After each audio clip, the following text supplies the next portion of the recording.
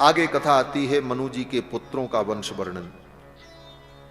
मनु जी के पुत्र महाराज उत्तानपाद, उत्तानपाद के पुत्र श्री ध्रुव जी महाराज, जो भगवान के परम भक्त हुए। 5 वर्ष की अवस्था में 5 महीने की कठिन तपस्या में ध्रुव जी ने भगवान का दर्शन प्राप्त कर लिया। कैसे? तो मैत्रेय जी महाराज वर्णन करते हैं कि महाराज उत्तानपाद बड़े धर्मात्मा, उनकी 2 पत्नियां थीं, सुरुचि और सुनीति। बड़ी पत्नी का नाम सुनीति, छोटी पत्नी का नाम सुरुचि। सुनीति के जो पुत्र उनका नाम ध्रुव और सुरुचि के जो पुत्र थे उनका नाम था उत्तम। एक दिन महाराज सभा में बैठे अपनी छोटी पत्नी के पुत्र उत्तम को गोद में लेकर उसका लाड कर रहे थे, दुलार कर रहे थे। उसी समय बड़ी महारानी सुनीति के पुत्र ध्रुव जी कहीं से खेलते हुए आ गए। 5 वर्ष के थे। ध्रुव ने देखा पिताजी की गोद में भाई बैठा, मैं भी बैठूं। गए और जाकर के पिता के गोद में बैठ गए। बगल में सौतेली मां बैठी थी, उसको अच्छा नहीं लगा। सुरुचि ने ध्रुव का हाथ पकड़ा और घसीट करके पिता की गोद से उतार दिया।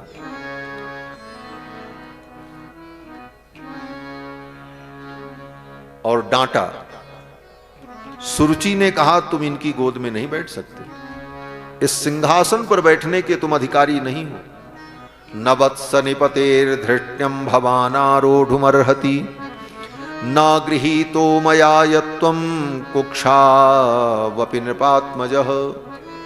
हे राजपुत्र, तुम राजा के पुत्र तो हो, लेकिन इनके सिंहासन के तुम अधिकारी नहीं हो सकते, क्योंकि तुम मेरी कोख से पैदा नहीं हो, तुम मेरी सवत के पुत्र हो।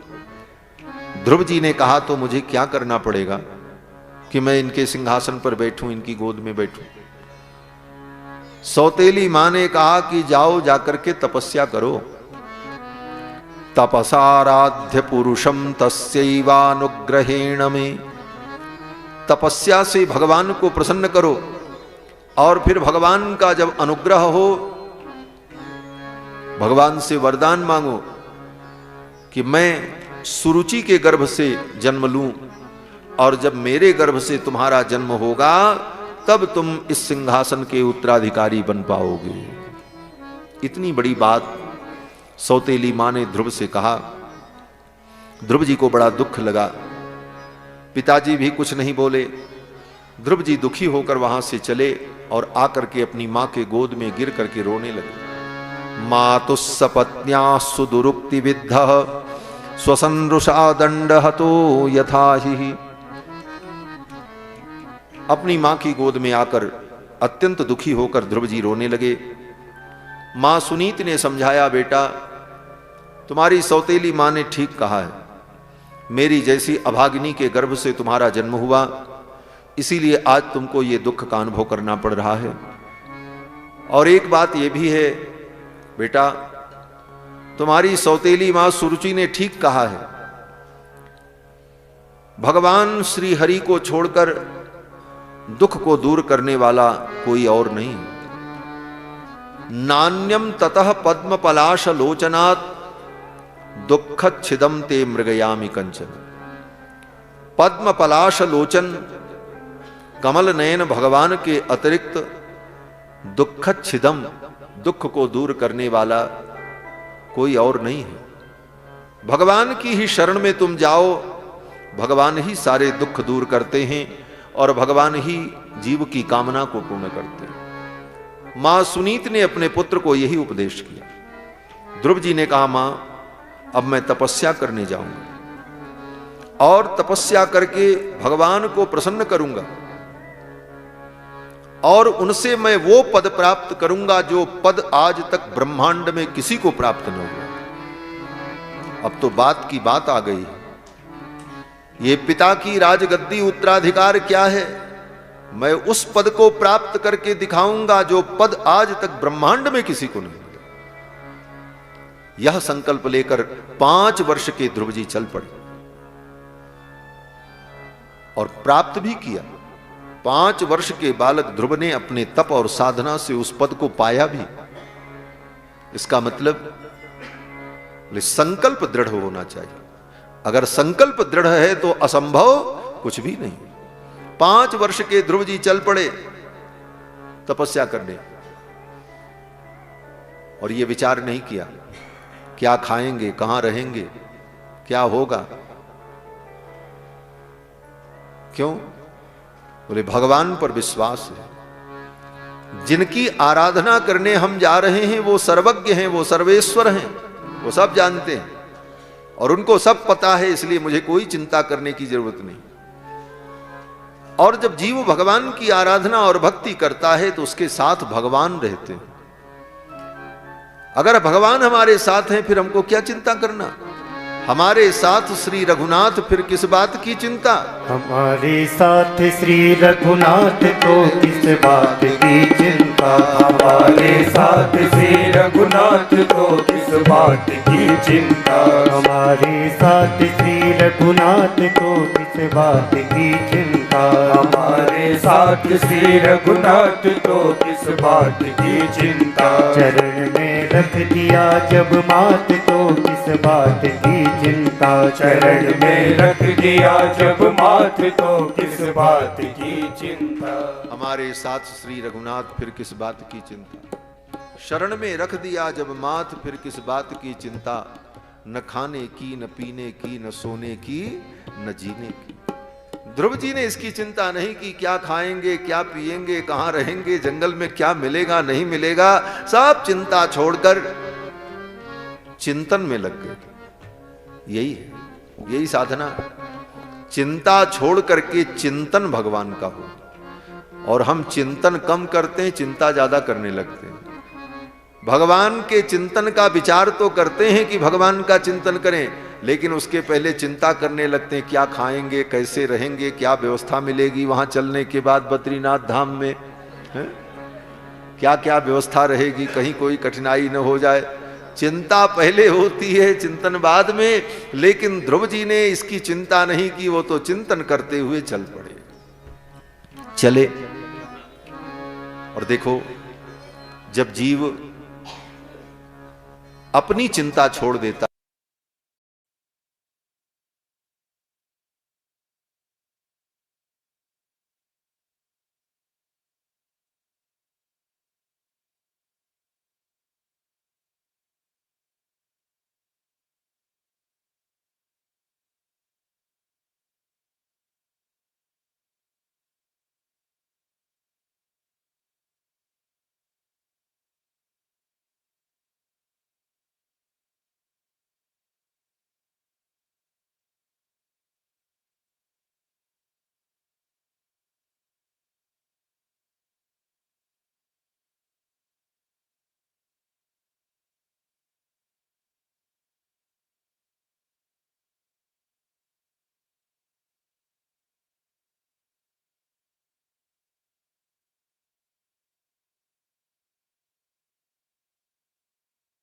जय राम जय जय राम। श्री राम जय राम जय जय राम। श्री राम जय राम जय जय राम। श्री राम जय राम जय जय राम।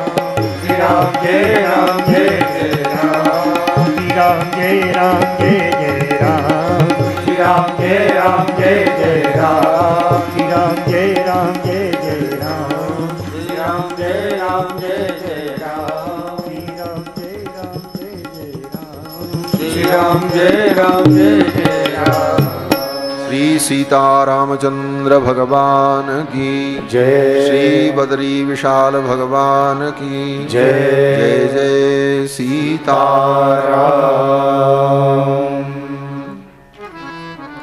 सौतेली मां के कठोर वचन को सुनकर ध्रुव जी महाराज के हृदय में तपस्या का दृढ़ संकल्प पैदा हुआ और ध्रुव जी चल पड़े। कोई चिंता नहीं की क्या खाएंगे, क्या पिएंगे, कहां रहेंगे। और शास्त्र भी कहता है कि भोजनाच्छादने चिंता वृथा कुर्वन्ति वैष्णवा। भोजन और जीवन की चिंता वैष्णव को नहीं करनी चाहिए। अगर करता है तो व्यर्थ में करता है। क्यों? बोले योसौ विश्वम्भरो देवः, जो भगवान विश्वम्भर हैं, सारे विश्व का भरण पोषण कर रहे हैं, जो नास्तिक को भी रोटी दे रहे हैं, जो भगवान का दिया हुआ खा करके भगवान को ही गाली दे रहा है, उसको भी वही रोटी दे रहे हैं, क्या वो अपने भक्तों की उपेक्षा करेंगे? कदापि नहीं करेंगे। ये विश्वास होना चाहिए। कहते हैं कि भोजनात् छादने चिंता वृथा कुर्वन्ति वैष्णवाः, योसौ विश्वम्भरो देवः किम स्वभक्तान उपेक्षते। वो कभी अपने भक्तों की उपेक्षा नहीं करते। ध्रुव जी इस विश्वास के साथ चल पड़े। रास्ते में नारद जी मिले। नारद जी ने देखा, वाह क्या तेज है इस बालक के अंदर। भगवान ने ही नारद जी को भेज दिया था, आप जाकर के इसका मार्गदर्शन करो। नारद जी आए और देखा, स्पृष्ट्वा मूर्धन्यग्नेन पाणिना प्राह विस्मिता। प्रहलाद के मस्तक को सूंघा, ध्रुव के मस्तक को सूंघा, आशीर्वाद दिया। और नारद जी ने कहा, अहो तेज क्षत्रियाणाम, ये क्षत्रिय का तेज कितना विलक्षण है। मान भंग ममिर्षताम, अपमान को सहन न कर सका। बालोप्ययम हृदा धत्ते यत् समातुर बच। नारद जी ने कहा, बेटा कहां जा रहे हो? ध्रुव जी ने कहा, मैं तो तपस्या करने जा रहा हूं। नारद जी ने कहा, क्यों? ध्रुव जी ने सारी कथा बताई। नारद जी ने कहा, अभी बालक हो, खेलने खाने की उम्र है, इन सब चीजों को ज्यादा ध्यान मत दो, मान अपमान। ध्रुव जी ने कहा, कुछ नहीं, अब मैं तपस्या करके भगवान का दर्शन प्राप्त करूंगा, मेरा दृढ़ संकल्प। नारद जी समझ गए कि ये दृढ़ संकल्प करके आया है, तो इसका मार्गदर्शन करना चाहिए। नारद जी ने मंत्र दीक्षा दे दी, ध्रुव को मंत्रोपदेश किया। 12 अक्षर का मंत्र, 12 मंत्र का उपदेश किया और विधि बताई। वृंदावन में चले जाओ, जमुना के तट पर जाकर जमुना में स्नान करके, फिर जमुना की बालू से ही, जमुना के रज से भगवान की मूर्ति की कल्पना कर लेना, और जो कुछ मिल जाए उससे पूजा कर लेना, और फिर इस मंत्र का जप करना। तत्तात गच्छ भद्रम ते यमुनायास्तटम शुचि, पुण्यम मधुबनम यत्र सान्निध्यम नित्यदा हरेः। जहां मधुबन में भगवान का नित्य सान्निध्य रहता है, उस मधुबन में जाकर के इस मंत्र का जप करो। नारद जी के उपदेश को प्राप्त करके ध्रुव जी आए और वृंदावन में, मधुबन में, जमुना में स्नान किया, भगवान की पूजा की और मंत्र का जप करने लगे। इधर राजा उत्तानपाद को जब पता चला कि मेरा बेटा दुखी होकर महल छोड़कर जंगल में तप करने चला गया, तो महाराज उत्तानपाद बड़े दुखी हुए। और उत्तानपाद ने कहा, मैंने बहुत बड़ा अपराध किया, मेरा बेटा ध्रुव राज्य छोड़कर जंगल में चला गया, कहीं उसे कोई सिंह खा न जाए, कोई उसे मार न दे, क्या खाएगा, क्या पिएगा, कैसे रहेगा, ये सब सोचकर महाराज उत्तानपाद को बड़ा दुख हुआ। महाराज उत्तानपाद बड़े दुखी हुए तो नारद जी वहां पहुंच गए। नारद जी ने जाकर के उत्तानपाद को समझाया। क्या जरूरत थी समझाने की? कहते हैं, देखो, कोई व्यक्ति साधना और उपासना करे और उस काल में उसके परिजन अगर दुखी हैं तो उसकी साधना में मन नहीं लगेगा, साधना में बाधा उत्पन्न हो।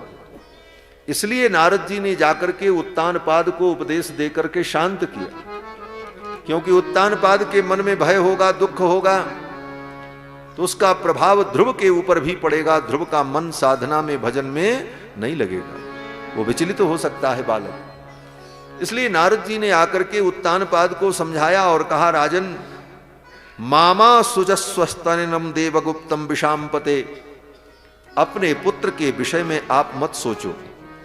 देवगुप्तम, वो भगवान के द्वारा रक्षित है, भगवान उसकी रक्षा करेंगे, चिंता मत करो। दुष्कर्म कर्म कृत्वा लोकपालैरपि प्रभु ऐस्यत्य चरितो राजन यशो विपुलयस्तव। और चिंता मत करो, जल्द ही आपका पुत्र तपस्या करके और जो कर्म बड़े बड़े देवता भी नहीं कर सके वह साधना संपन्न करके वह बालक आएगा और तीनों लोक में आपके यश और कीर्ति का विस्तार होगा, इसलिए आप निश्चिंत रहो। इस प्रकार नारद जी ने ध्रुव के पिता को समझाया। महाराज उत्तानपाद को शांति मिली और इधर ध्रुव जी महाराज अपनी साधना में लग गए, मंत्र का जप करने लगे। पहले दिन जब मंत्र का जप प्रारंभ किया तो 3 दिन 3 रात्रि तक लगातार मंत्र का जप करते रहे। 3 दिन 3 रात्रि जब बीत गई तब कंदमूल फल खाया, कपित्थ फल खाया, पानी पी लिया और फिर मंत्र का जप करने लगे। ऐसे करते करते 1 महीना बीत गया। दूसरा महीना आया तो दूसरे महीने में 6-6 दिन तक लगातार मंत्र का जप करते रहे। 2 महीना बीत गए। तीसरे महीने में 9-9 दिन तक लगातार मंत्र का जप करते रहे। 3 महीना बीत गया। चौथे महीने में 12-12 दिन लगातार मंत्र का जप। चतुर्थमपि वै मासम द्वादशे हनि। चौथे महीने में 12-12 दिन तक। और जब 5वां महीना आया तो पंचमे मास्यनुप्राप्ते जितश्वासो नृपात्मजः। 5वें महीने में ध्रुव जी ने अपनी श्वास को भी जीत लिया। अब सांस लेने की भी जरूरत नहीं। कंदमूल फल जल उसकी तो बात छोड़ दो, अब श्वास की भी जरूरत नहीं थी। अखंड समाधि लग गई ध्रुव जी को 5वें महीने में। और वो भी कैसे? गद्दी लगा करके बैठ करके नहीं, एक पैर पर खड़े होकर ध्यायन ब्रह्म पदैकेन। एक पैर पर खड़े थे, दूसरे पैर को घुमा करके घुटने पर टिका दिया और दोनों हाथ जोड़कर आंखें बंद करके अपनी मन की संपूर्ण वृत्तियों को एकत्रित करके एकमात्र भगवान में लगा दिया। श्री मैत्रेय जी कहते हैं, ध्यायन ब्रह्म पदैकेन तस्थौ स्थाणुरिवाचलः सर्वतो मन आकृष्य सर्वभूतेन्द्रियाशयम ध्यायन भगवतो रूपम नाद्राक्षीत किंचना परम। अपने मन की समस्त वृत्तियों को खींचकर एकमात्र भगवान में दृढ़ कर दिया और हृदय के अंदर ही भगवान का दर्शन करने लगे और अखंड समाधि में चले गए। इसका परिणाम यह हुआ, ब्रह्मांड में जितने देवता थे सबकी सांस बंद हो गई। महाराज, देवताओं की श्वास बंद हो गई। सब देवता दौड़े भगवान के पास। जाकर के देवताओं ने कहा, नैवम विदामो भगवान प्राणरोधम। हे भगवान, नैवम विदामो भगवान प्राणरोधम, ये मेरा प्राण अवरुद्ध हो रहा है, क्यों हो रहा है? हे भगवान हमारी रक्षा करो। प्राप्ता भयम त्वाम शरणम शरण्यम। भगवान समझ गए और भगवान ने कहा, नहीं नहीं चिंता मत करो, चिंता की बात नहीं है। मेरा भक्त ध्रुव तपस्या कर रहा है और उसी की तपस्या के कारण ये सब हुआ है। अति शीघ्र मैं जाऊंगा और अपने भक्त ध्रुव को दर्शन दूंगा। ये कह करके भगवान ने देवताओं को संतुष्ट किया और भगवान मधुबन में आए अपने भक्त ध्रुव को दर्शन देने के लिए। श्री मैत्रेय जी कहते हैं कि सहस्र शीर्षापि ततो गरुत्मता मधोर्वनम भृत्य दिदृक्षयागतः। अपने भक्त ध्रुव को दर्शन देने के लिए भगवान मधुबन में आए। कहते हैं दर्शन देने तो आए, दर्शन तो ध्रुव को होगा ही भगवान का, लेकिन शब्दों पर अगर विचार करें तो मैत्रेय जी कहते हैं कि भगवान अपने भक्त ध्रुव का दर्शन करने आए, दर्शन देने नहीं आए, करने आए। मधोर वनम भृत्य दिदृक्षयागतः, आए भगवान, देखा ध्रुव जी तो आंखें बंद किए हुए। ध्रुव जी तो पहले से ही भगवान का दर्शन कर रहे हैं, अपने हृदय के अंदर भगवान का दर्शन कर रहे हैं। अब भगवान जब सम्मुख आ गए, फिर भी ध्रुव जी की आंखें बंद हैं और ध्रुव जी अपने हृदय के अंदर भगवान के उस रूप का दर्शन कर रहे थे। भगवान ने सोचा इसकी समाधि पूरी हो जाए। समाधि तब पूरी होगी जब इसका ध्यान टूटेगा, और भगवान ने अपने संकल्प से ध्रुव के हृदय में जो स्वरूप प्रकाशित हो रहा था उस स्वरूप को अंतर्हित कर दिया। वह स्वरूप जब अंतर्हित हुआ तो ध्रुव जी बड़े व्याकुल हुए कि मेरा ध्यान क्यों टूटा, और तुरंत ध्रुव जी ने अपनी आंखें खोल दी। जब ध्रुव जी ने आंखें खोली तो क्या देखा, बोले तिरोहितम सहसैवोपलक्ष्य बहिस्थितम तदवस्थम ददर्श। जिस रूप को ध्रुव जी अपने हृदय में देख रहे थे वही रूप भगवान का सामने प्रकट था। बोलो श्री वैकुंठनाथ भगवान की जय। भगवान वैकुंठनाथ ध्रुव के सम्मुख प्रकट हो गए। ध्रुव ने देखा शंख चक्र गदा पद्म धारण किए हुए चतुर्भुज रूप में भगवान सामने खड़े हैं। फिर तो ध्रुव जी ने भगवान की बड़ी सुंदर स्तुति की। स्तुति करना चाहते थे, लेकिन स्तुति कैसे करें,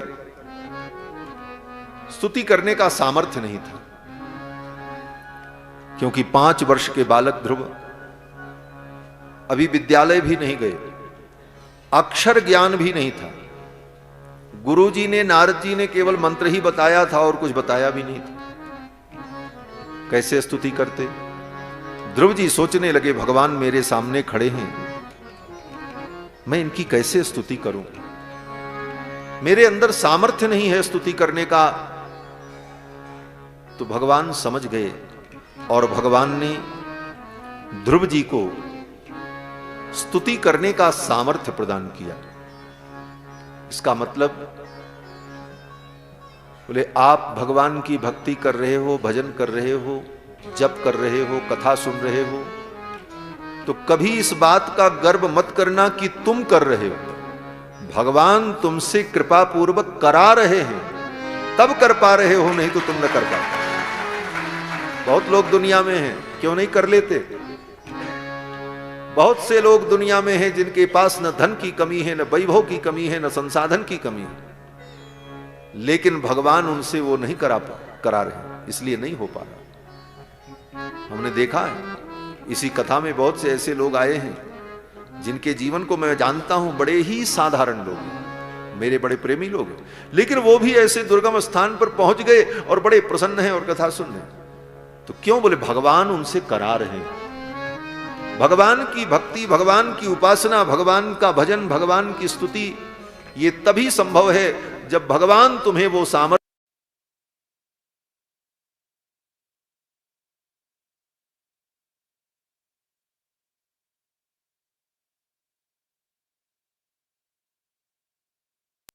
हमारे यहां श्री वैष्णव संप्रदाय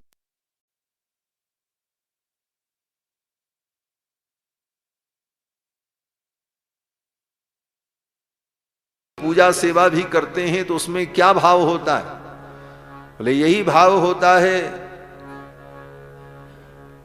कि भगवत आज्ञया भगवत कैंकर्य रूप भगवतो वीर्येण भगवतो बलेन,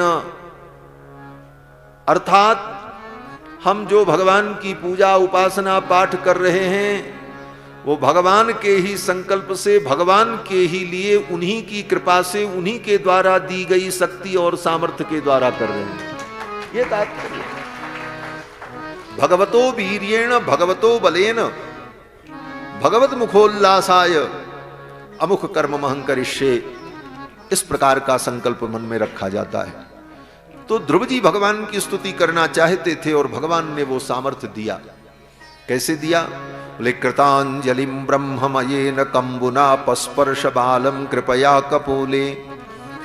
भगवान अपने हाथ में जो शंख धारण किए हैं, उसी शंख को भगवान ने ध्रुव के गाल में सटा दिया।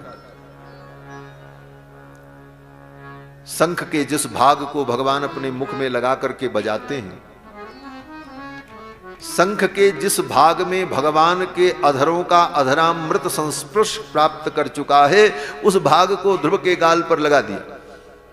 और ज्यों ही भगवान ने शंख को सटाया, कृतांजलिम ब्रह्ममयेन कंबुना पस्पर्श बालम कृपया कपोले सवै तदैव प्रतिपादितां गिरम दैवीं परिज्ञात परात्म निर्णय। उसी समय ध्रुव जी के अंदर समस्त विद्याएं प्रकट हो गई, सब सामर्थ्य प्रकट हो गया महाराज। न पढ़ना पड़ा, न विद्यालय जाना पड़ा, न अध्यापक की जरूरत पड़ी, न गुरु की जरूरत पड़ी। क्यों? बोले जब जगत गुरु ही शंख स्पर्श करा रहे हैं, कृष्णम वंदे जगत गुरु। सारे जगत के गुरु अपने संकल्प मात्र से जब ज्ञान प्रदान कर रहे हैं, फिर क्या आपत्ति थी? सब ज्ञान प्रकट हो गया। सवै तदैव प्रतिपादितां गिरम दैवीं परिज्ञात परात्म निर्णय। उसी समय सारे तत्व का बोध प्राप्त हो गया। और फिर ध्रुव जी महाराज ने भगवान की बड़ी सुंदर स्तुति की। योऽन्तः प्रविश्य मम वाचमिमां प्रसुप्तां संजीवयत्यखिल शक्तिधर स्वधाम्ना अन्यास्त हस्त चरण श्रवणत्वगादीन प्राणान नमो भगवते पुरुषाय तुभ्यम्। ध्रुव जी कहते हैं, जो भगवान मेरे अंतःकरण में प्रविष्ट होकर मेरी प्रसुप्त वाणी को जागृत कर दिया, जिन्होंने मेरे अंग प्रत्यंग को स्वस्थ और दृढ़ बना दिया, प्राणान नमो भगवते पुरुषाय तुभ्यम्, ऐसे भगवान परम पुरुष को मैं प्रणाम करता हूं। ध्रुव जी कहते हैं, एकस्त्वमेव भगवन् निदमात्म शक्त्या। हे प्रभु, आप एक हैं, लेकिन अपनी आत्मशक्ति माया के द्वारा मायाख्योर गुणया महदाद अशेषम। आप एक हैं, लेकिन अपनी माया शक्ति का आश्रय लेकर आप ही अनेक रूप में दिखाई पड़ते हैं। अनेक रूप रूपाय विष्णवे प्रभ विष्णवे। ये सारे संसार को भगवान का रूप क्यों माना जाता है? बार बार ये बातें कही जाती हैं कि यह भी विचार करो, चिंतन करो, सी राम में सब जग जानी, करो प्रणाम जोर जुग पानी। सर्वत्र भगवान है, अंतर बहिश्च तत्सर्वम व्याप्य नारायण स्थितः। सब भगवान ही हैं। सर्वम खल्विदम ब्रह्म नेह नास्तीति किंचन।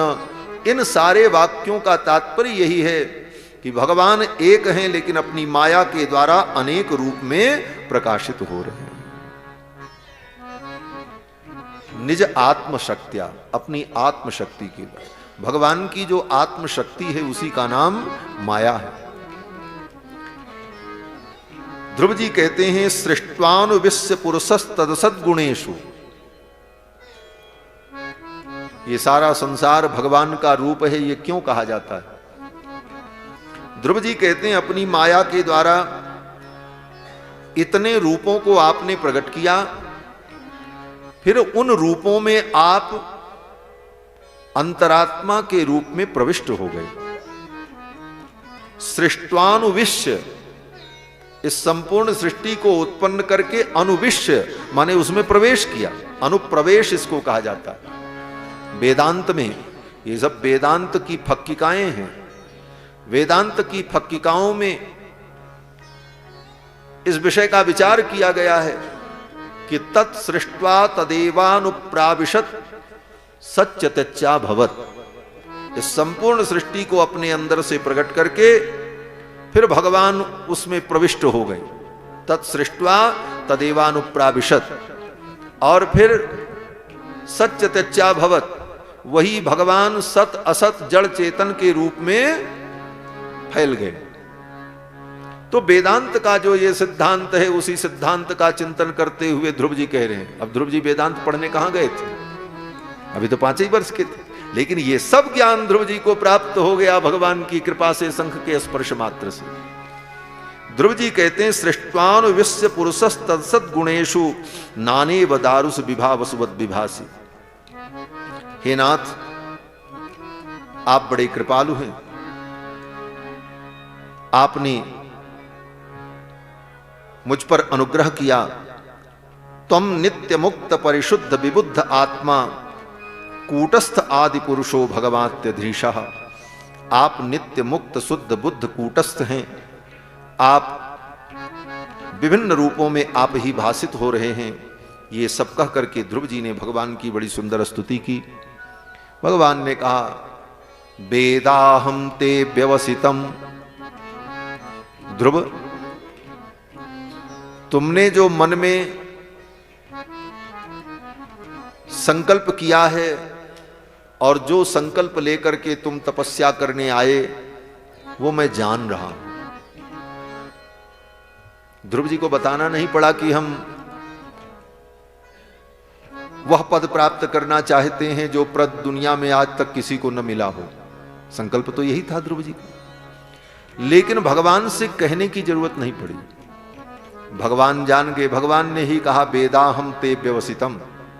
तुमने जो व्यवसाय माने निश्चय किया है वो मैं जान रहा हूं।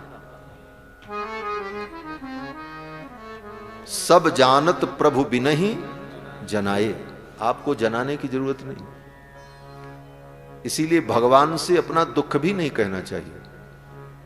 क्यों? बोले कहना उससे चाहिए जो न जानता हो। जब भगवान जान रहे हैं तो तुमको कहने की जरूरत ही क्या। और अगर कह रहे हो और बार बार भगवान को बता रहे हो मैं बहुत दुखी हूं, हमारा दुख दूर करो, हमको ये चीज दे दो, हमारी ये इच्छा पूरी कर दो, इसका मतलब भगवान की सर्वज्ञता पर आपको विश्वास नहीं है।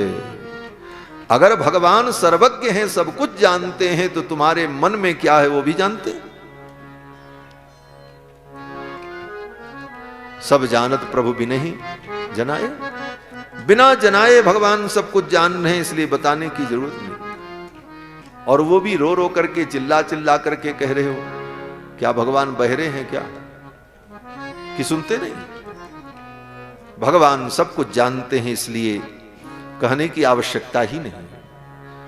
भगवान ने कहा मैं सब कुछ जान गया। तत्प्रयच्छामि भद्रम ते दुरापमपि सुब्रत।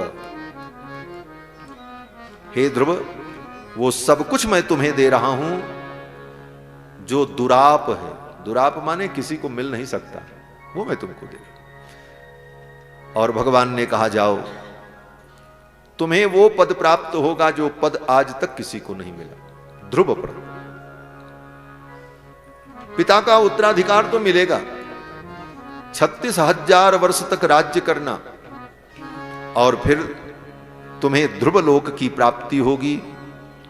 जिस ध्रुव नक्षत्र की परिक्रमा सारे ग्रह करते हैं, सप्तर्षि मंडल जिनका परिक्रमण करते हैं, ऐसे ध्रुव लोक में तुम्हारी प्रतिष्ठा होगी।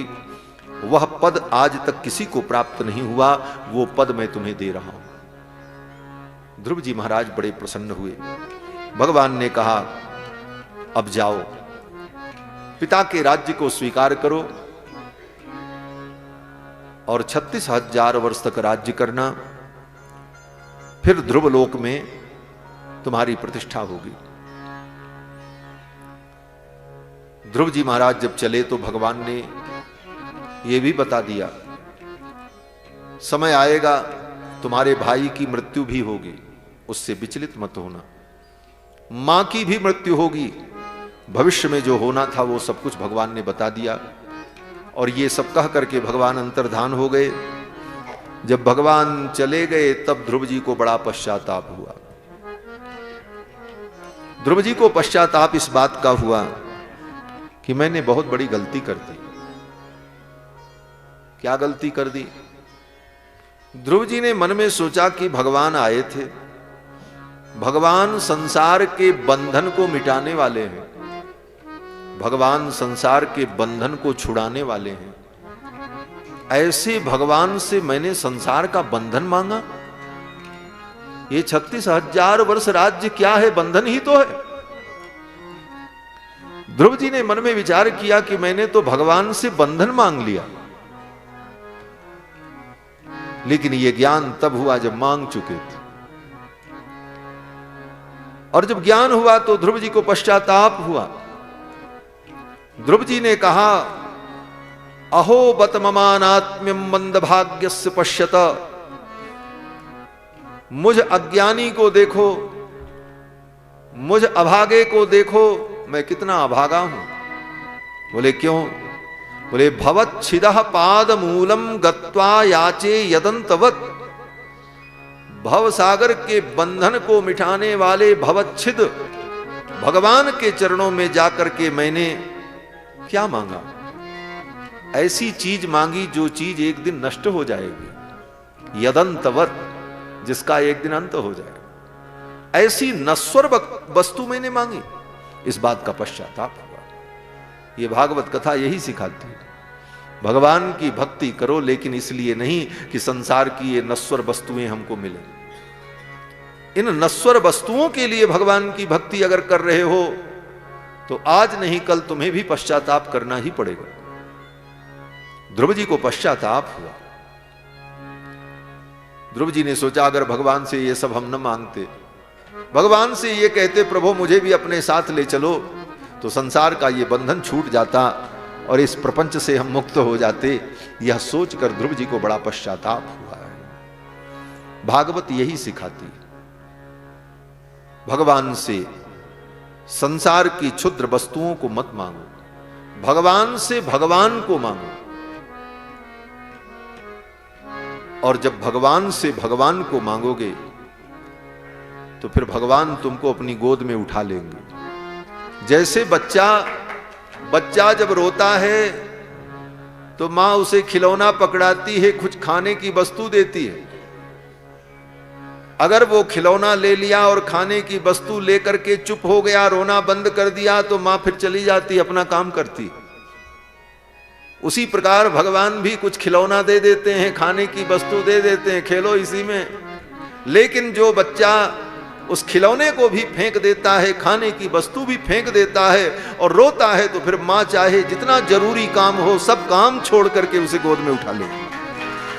यह स्थिति भगवान की। और अगर हम खिलौना और खाने की वस्तुओं में पड़ गए तो भगवान अपना काम करेंगे, उनको भी बहुत काम है ना। अनंत अनंत ब्रह्मांड का पालन संहार सब कुछ उन्हीं का तो कार्य। लेकिन जब ये जीव एक अबोध बालक के समान खाने पीने की उन वस्तुओं को फेंक कर एकमात्र मां के लिए ही मां को पुकारता है, मां के लिए मां को पुकारता है, खिलौना के लिए और खाने की वस्तु के लिए नहीं। मां के लिए जब मां को पुकारता है तब फिर मां वो कितना भी जरूरी काम हो सब छोड़ देती है, सब बाद में करेंगे, पहले तो इसको चुप कराएं, इसको संभालें। फिर मां उस बालक को गोद में उठा लेती है। यही भक्ति का सिद्धांत है। ध्रुव जी महाराज को बड़ा पश्चाताप हुआ, लेकिन अब तो हो चुका था।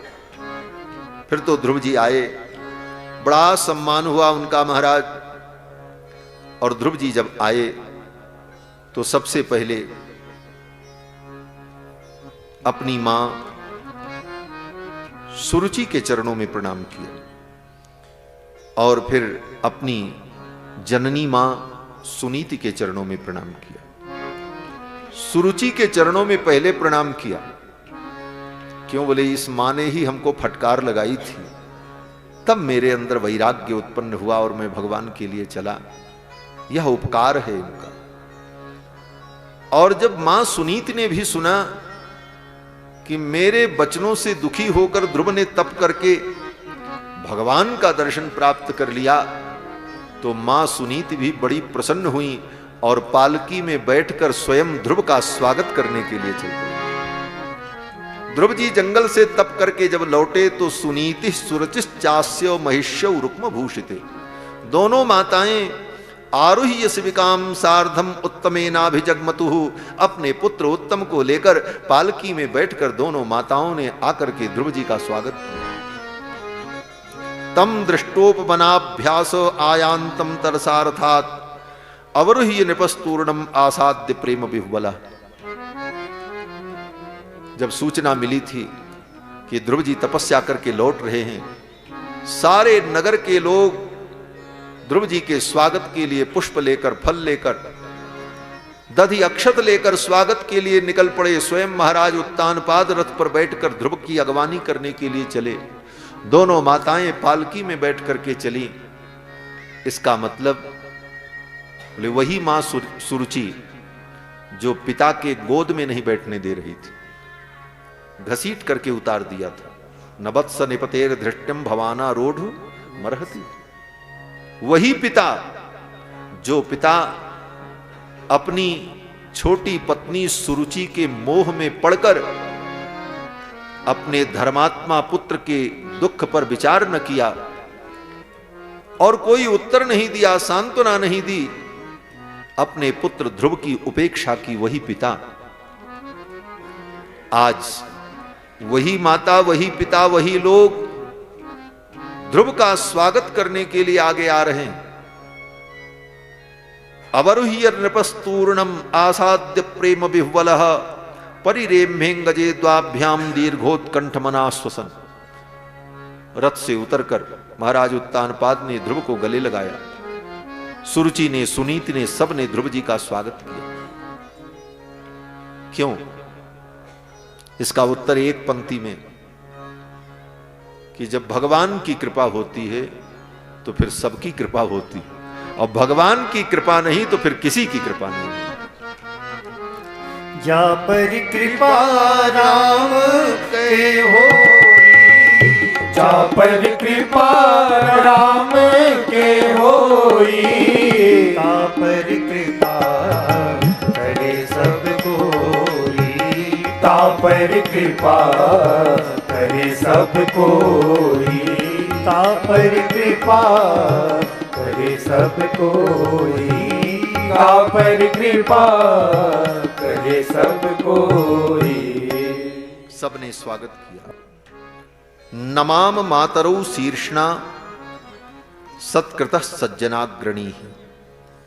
ध्रुव जी ने अपनी मां को प्रणाम किया।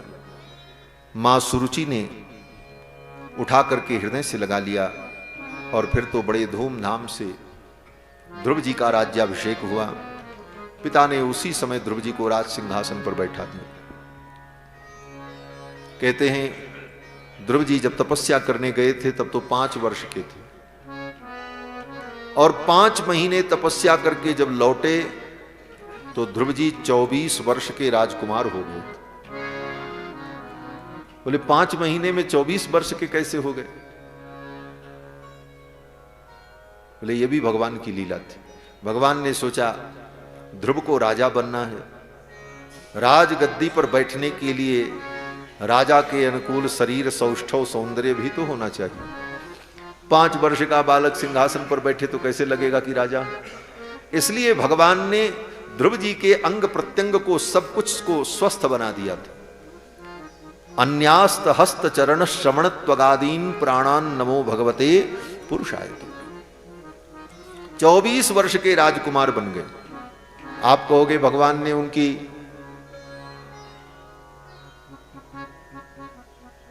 उन्नीस वर्ष 7 महीने की आयु घटा दी। 19 वर्ष 7 महीने बाद वो 24 वर्ष के होते, क्योंकि 5 वर्ष के थे, 5 महीने तपस्या किया था। तो ये 19 वर्ष 7 महीने आयु घटा दी भगवान ने। बोले घटाई नहीं, आयु तो वही थी 5 वर्ष 5 महीना, लेकिन 24 वर्ष के पुरुष का जो स्वरूप होता है वह स्वरूप ध्रुव जी का हो गया। फिर तो पिता ने राज्याभिषेक किया, ध्रुव जी राजा बने, 36,000 वर्ष राज्य किया। आगे उनके जीवन में बहुत सारी घटनाएं हुई। ध्रुव जी के भाई उत्तम को यक्षों ने मार डाला। एक बार उत्तम यक्षों की नगरी में पहुंच गए और उनसे उनका विद्रोह हो गया। फिर तो यक्षों से लड़ाई हुई और उस लड़ाई में यक्षों ने उत्तम को मार डाला। जब ध्रुव जी को पता चला कि मेरे भाई को यक्षों ने मार दिया, तो ध्रुव जी ने यक्षों के ऊपर आक्रमण कर दिया। बड़ा भयंकर युद्ध हुआ। ध्रुव जी ने अनेक यक्षों का वध किया। मार डाला। अब तो लग रहा था कि ध्रुव जी सारी यक्ष प्रजाति को ही समाप्त कर देंगे।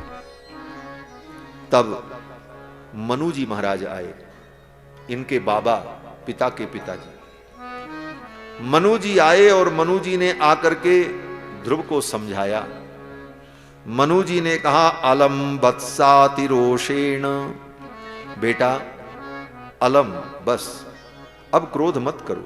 तमो द्वारेण पापमना, ये क्रोध जो है ये तम का द्वार, पाप का द्वार है। क्रोध से पाप उत्पन्न होता है, इसलिए हे बालक अब क्रोध मत करो। नास्मत् कुलोचितम तातो कर्मई तत्सद्विगर्हे, उनके अंदर बदले की भावना नहीं होती। उसने ऐसा किया है तो हम इसका बदला लेंगे, ये भावना अगर आई तो तुम सज्जन नहीं हो। सज्जन प्राणी कौन है? बोले जिसके अंदर बदला लेने की भावना न हो।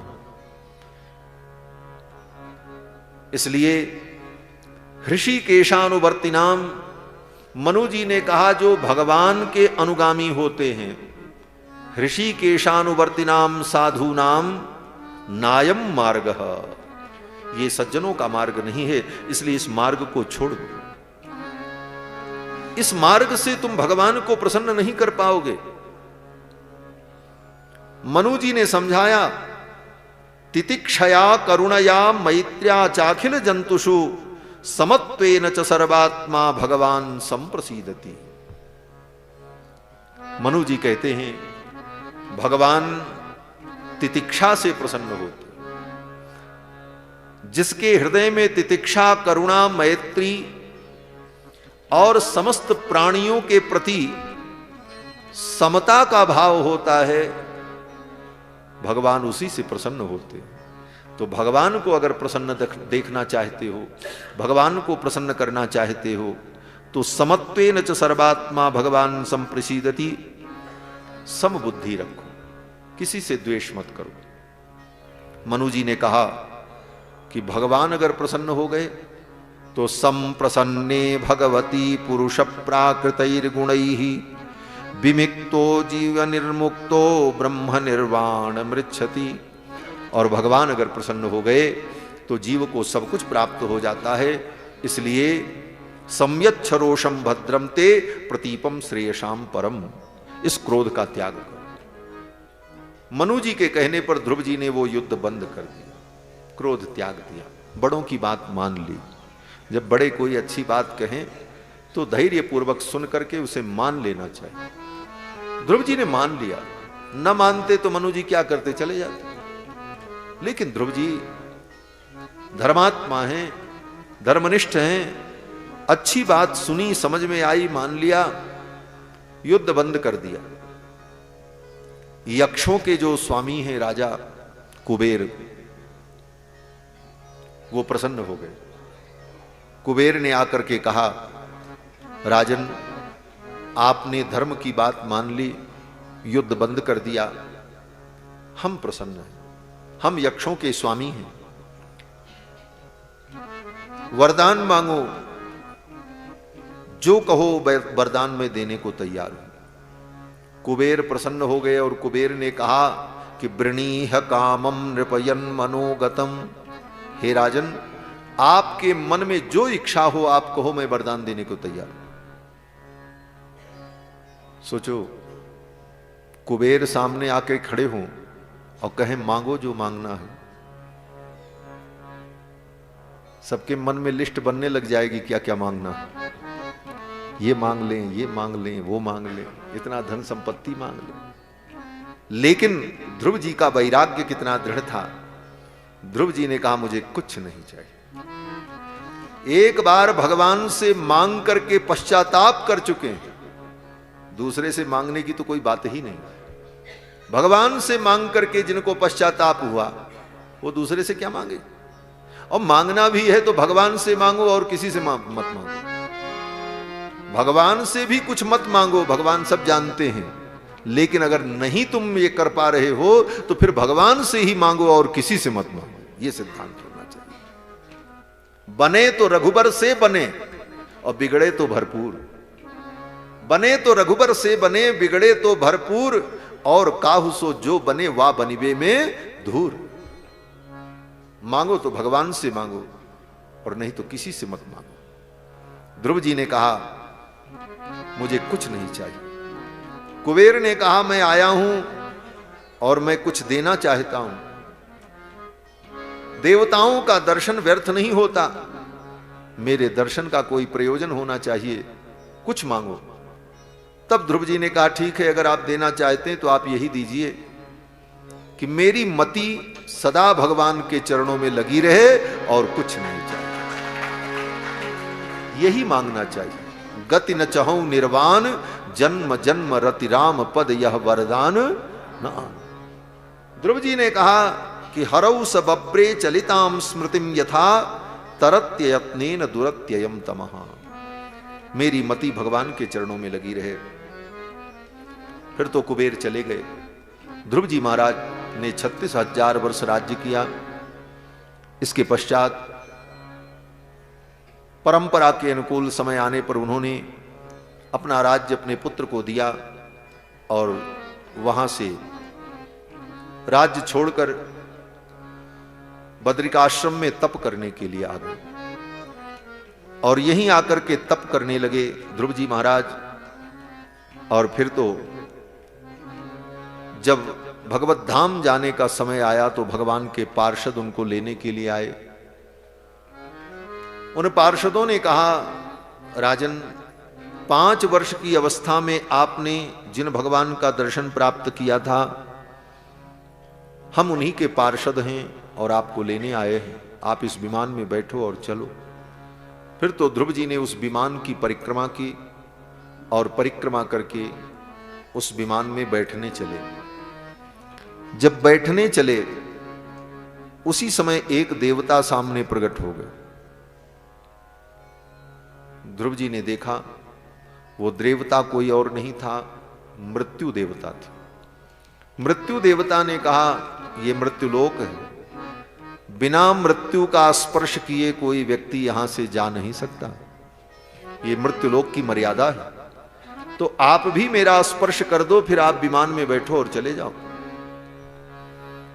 मृत्यु देवता मस्तक झुका करके बैठ गए और मृत्यु के मस्तक पर अपने पैर को रख करके ध्रुव जी महाराज विमान में बैठ गए। बोलो श्री ध्रुव जी महाराज की जय। मृत्योर मूर्धनि पदम दत्वा, मृत्यु के मस्तक पर पैर रखकर आरुरोहाद्भुतम गृहम, उस अद्भुत विमान में ध्रुव जी बैठ गए।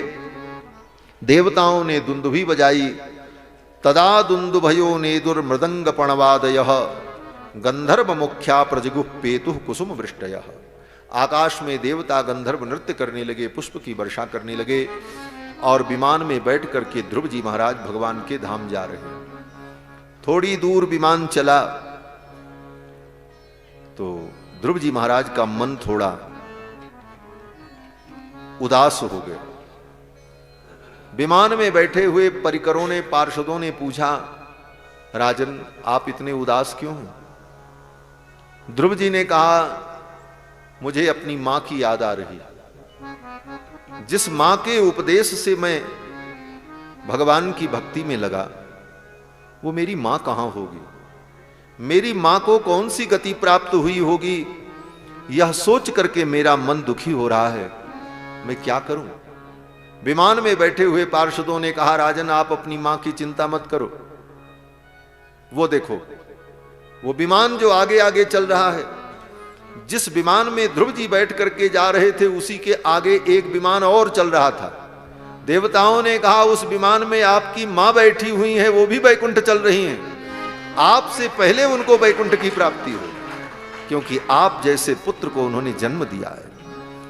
दर्शयामास तुर्देवीम पुरो यानेन गच्छतीम, जिस यान में विमान में ध्रुव जी बैठे थे उसी के आगे आगे वो विमान चल रहा था। तपस्या तो ध्रुव जी ने की, दर्शन ध्रुव जी ने प्राप्त किया, लेकिन उसका जो फल है वैकुंठ की प्राप्ति, वो ध्रुव जी की माता को भी हो रही। बोले उन्होंने क्या किया था? कहते हैं कुछ न किया हो, लेकिन एक भक्त से संबंध तो है। हमारे यहां आचार्य जन कहते हैं भगवान के भक्तों से अगर तुम्हारा संबंध है तो उस संबंध के कारण तुम्हें भी भगवान की प्राप्ति हो जाएगी और भगवत धाम की प्राप्ति हो जाएगी। जो भगवान के संबंधी होते हैं, भगवान के भक्तों के संबंधी होते हैं, भगवान उनको भी अपना परम धाम प्रदान करते हैं। प्रणत कुटुंब पाल रघुराई, एक व्यक्ति भगवान का शरणागत हो जाए तो उसके संबंध से उसके पूरे कुटुंब पर भगवान अपनी कृपा करते हैं। प्रणत कुटुंब पाल, इसीलिए भगवान का एक नाम है प्रणत कुटुंब पाल। एक ने शरणागति की और उसके पूरे कुटुंब का भगवान पालन करते। और भगवान के भक्तों की तो अद्भुत महिमा है। यम यम स्पृशति पाणिभ्याम यम यम पश्यति चक्षुषा अस्थावराणपि मुच्यन्ते किम पुनर्बांधव जना। भगवान के भक्त जिसको छू दें, यम यम पश्यति चक्षुषा, भगवान के भक्त जिसको अपनत्व की दृष्टि से देख लें,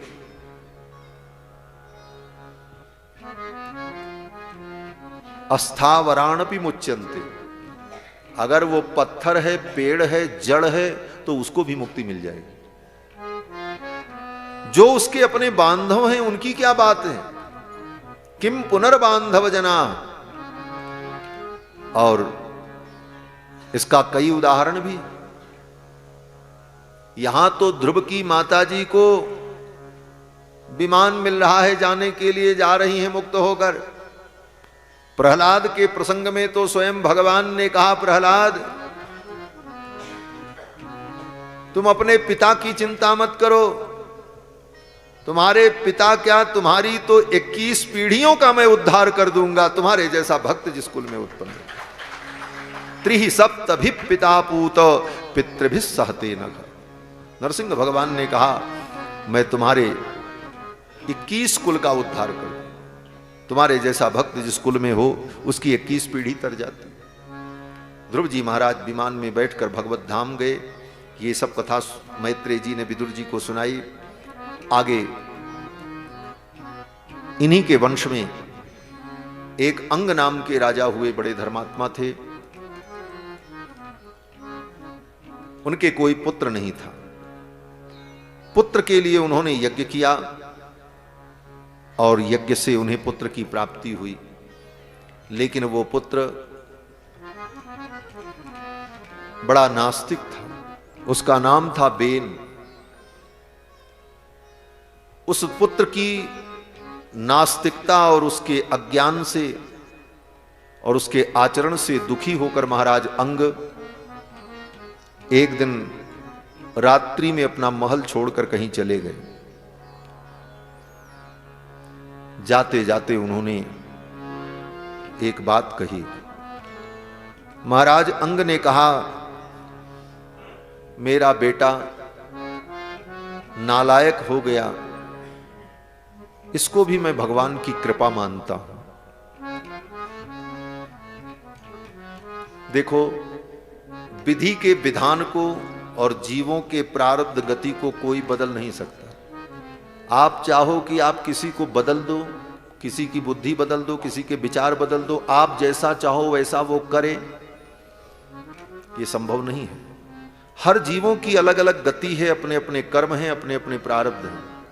वो भले प्रारब्ध बस आपसे जुड़ा है, आपका संबंधी है, आपके सन्निकट है, लेकिन आप उसके स्वभाव और प्रकृति को बदल नहीं सकते। तब क्या करें? बोले बदलने के लिए करोगे तो बदल तो पाओगे नहीं, परेशान होगे जरूर।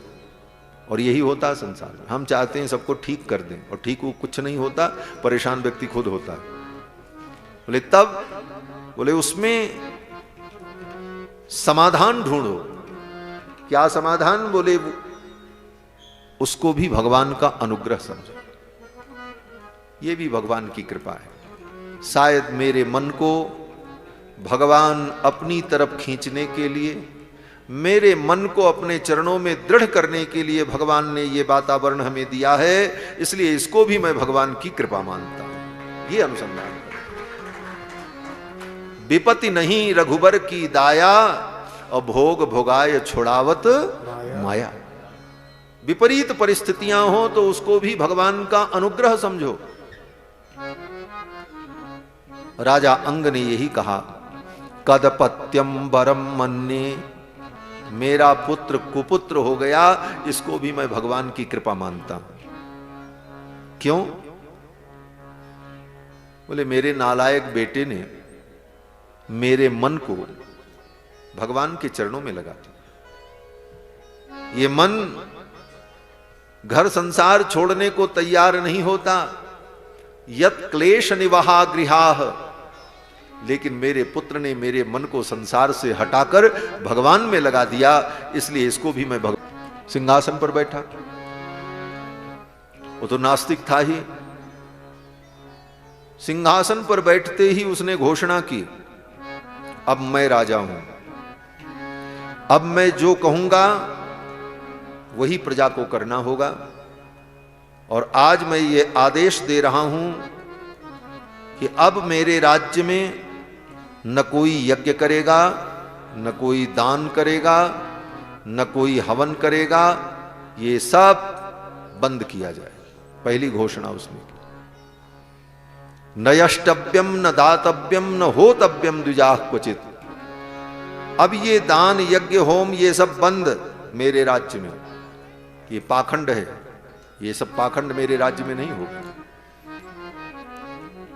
राजा बेन ने जब इस प्रकार की घोषणा की, प्रजा के लोग बड़े दुखी हुए, सबने समझाने की कोशिश की, राजा बेन नहीं माना। ब्राह्मणों ने समझाया, ऋषियों ने कहा देखो राजन, ये यज्ञ यागादि कर्म अनादिकाल से होता चला आया है, इसे बंद मत करो, इसी से प्रजा की रक्षा होती है। ब्राह्मणों ने कहा यस्य राष्ट्रे पुरे चैव, जिस राजा के राष्ट्र में नगर में भगवान यज्ञ पुरुषः, भगवान यज्ञ पुरुष का इज्जते स्वेन धर्मेण जनैर्वर्णाश्रमान्वितैः, अपने अपने वर्ण धर्म का पालन करते हुए, वर्णाश्रम धर्म का पालन करते हुए प्रजा जिस राजा के राज्य में भगवान यज्ञ पुरुष की आराधना करती है, उस राजा का राज्य सुदृढ़ होता है, उस राजा के राज्य में सुख और समृद्धि होती है। यही राष्ट्र के उत्थान का मूल मंत्र है। आज राष्ट्र के उत्थान की बड़ी बड़ी बातें की जाती हैं।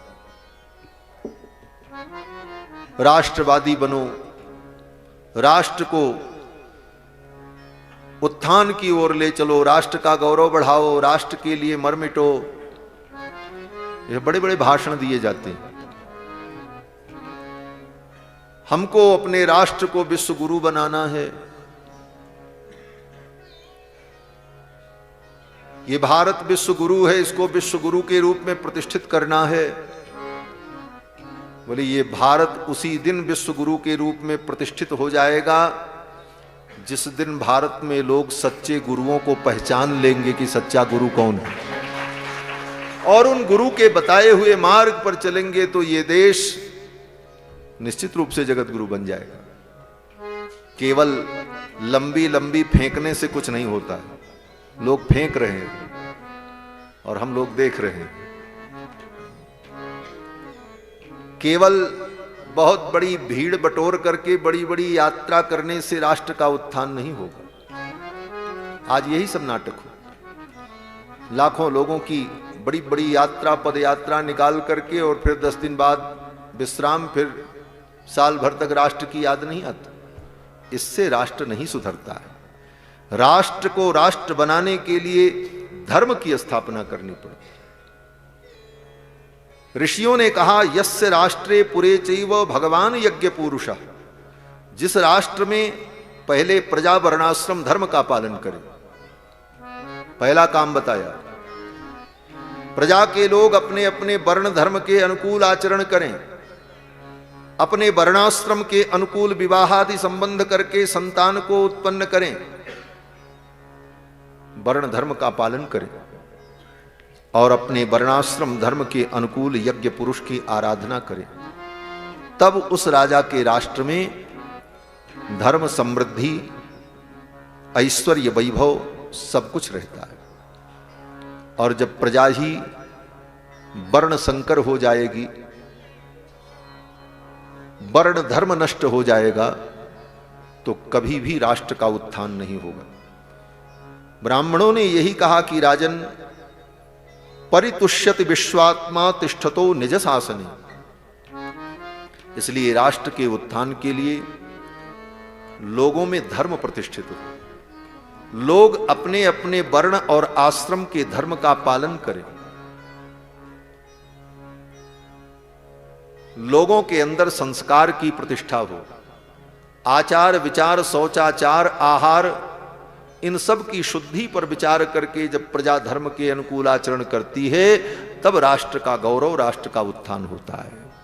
यही काम राम जी ने किया। राम जी ने राम राज्य की जो स्थापना की, क्या किया राम जी ने? राम राज्य की स्थापना के लिए राम जी ने कोई यात्रा निकाली थी, कोई रैली की थी? राम जी ने केवल एक काम किया था। 11,000 वर्ष तक भगवान अपनी प्रजा को उपदेश दे करके धर्म में लगाते थे। सारी प्रजा दरबार में बैठती थी और राम जी प्रवचन करते थे। और किस विषय पर प्रवचन करते थे? धर्म के ऊपर। किसका क्या धर्म है, किसका क्या कर्तव्य है, और उस कर्तव्य बोध को प्राप्त करके लोग अपने अपने कर्तव्य में लग गए और राम राज्य की स्थापना हो गई। 10 वर्ष सहस्राणि 10 वर्ष शतानि च रामो राज्य मुपासित्वा। 11,000 वर्ष तक राम जी ने यही किया, अपनी प्रजा को वर्ण धर्म में प्रवृत्त किया और राम राज्य की स्थापना। तो आज उसी की आवश्यकता, उस पर किसी का ध्यान नहीं। वेद की रक्षा कैसे हो, शास्त्र की रक्षा कैसे हो, लोग वैदिक आचरण अपने जीवन में कैसे करें, इस पर विचार नहीं। आहार की शुद्धि कैसे हो, विहार विचार की शुद्धि कैसे हो, इस पर विचार नहीं। और राम राज्य लाने की बात होती है, बोले वो बात कहां तक सफल होगी, ये तो भगवान ही जाने। इसलिए लोगों में धर्म प्रतिष्ठित हो, लोग शास्त्र को, धर्म को समझें, तदनुकूल आचरण करें, तो अपने आप राष्ट्र का कल्याण हो। ब्राह्मणों ने कहा, हे राजन, जिस राजा के राज्य में प्रजा अपने वर्णाश्रम धर्म का पालन करते हुए